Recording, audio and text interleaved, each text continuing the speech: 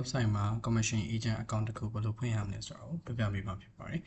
ဆိုတော့ပထမဆုံးအနေနဲ့ကျွန်တော်တို့ agent register ဆိုတဲ့ link ကိုတစ်ချက်နှိပ်ရမှာဖြစ်ပါတယ်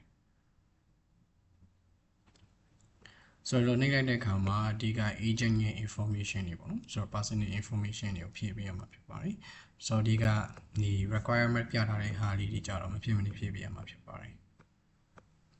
ဆိုတော့ agent ရဲ့နာမည် email phone number နောက် Viber number ပေါ့နော်ဆိုတော့ line ကောင်းရှင်း line ကောင်း number ကိုထည့်ပေးရမယ်နောက်တစ်ခုကတခြားသောကိုယ့်ရဲ့ profile link တစ်ခုခုပေါ့နော် social media link တစ်ခုခုကိုထည့်ပေးရမှာဖြစ်ပါတယ်နောက်ပြီးရင်တော့ street address ပေါ့နော် street address တွေထည့်ပေးရမှာဖြစ်ပါတယ်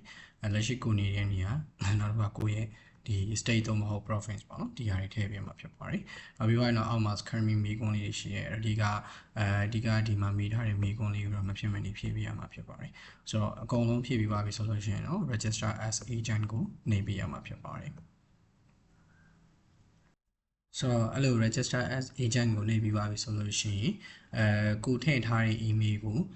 နေရာဘက်ကနေ email လေးတစ်စောင်ပို့ပေးမှာဖြစ်တယ်ပေါ့နော်ဆိုတော့ဒီ email မှာအဓိကတော့ account login ဝင်မဲ့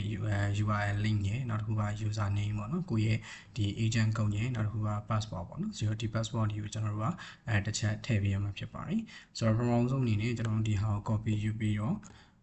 ဒီ link တွေကိုဝင်ပေးရမှာဖြစ်ပါတယ်ဆိုတော့အဲ့ကကြလို့ရှိရင် user name မှာစောနက email ပို့ထားတဲ့ email ပို့တဲ့ထဲမှာပါတဲ့ user name ကိုတစ်ချက်ထည့်ပေးရမှာဖြစ်ပါတယ်နောက်ပြီးရင် initial passport ဖြစ်တယ်ပေါ့နော်1 2 3 4 5 6ဆိုတော့ဒီအောင်ထည့်ပေးရမှာဖြစ်ပါတယ်ဆိုတော့ဒါက initial passport ဖြစ်တဲ့အတွက်ကိုအနေနဲ့ပြီးတော့မှကိုယ့်ရဲ့ passport ကိုပြန်ပြီးတော့ပြောင်းလို့ရမှာဖြစ်ပါတယ်ဆိုတော့အဲ့လိုမျိုးဒီ user name နဲ့ password ရပြီးပါပြီဆိုလို့ရှိရင်နော် login ဝင်ပေးရမှာဖြစ်ပါတယ်ဆိုတော့ဒီ login ဝင်တဲ့အခါမှာကျတော့ကျွန်တော်တို့ dashboard တစ်ခုအနေနဲ့ဒါလေးတွေမြင်ရမှာဖြစ်ပါတယ်ခင်ဗျ